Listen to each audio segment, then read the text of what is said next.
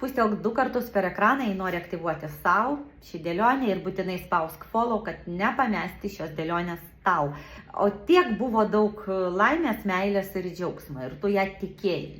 Iš viso širdies tu patikėjai šio žmogumi, kad jis gali tave padaryti laimingą.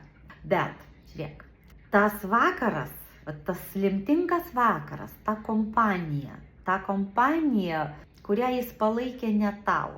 Jis su kažko bendravo ir jis ištrynė žinutę. Labai panašu iš tai, matai 3. Tai buvo 3 žmogus tarp jūsų įsiterpė. Ta vakarą, tą dieną, taip. Ir greičiausiai tu pastebėjai, pamatėjai žinutę. Ir jis greitai spėjo ją ištrinti.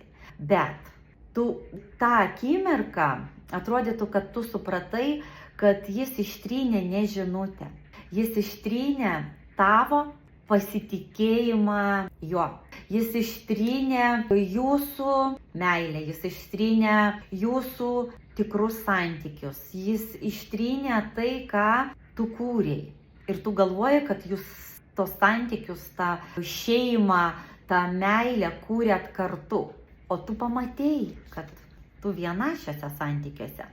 Dabar jūs kiekvienas šalia viens kitą esate, bet kiekvienas užsiima dabar savo reikalais ir darbais.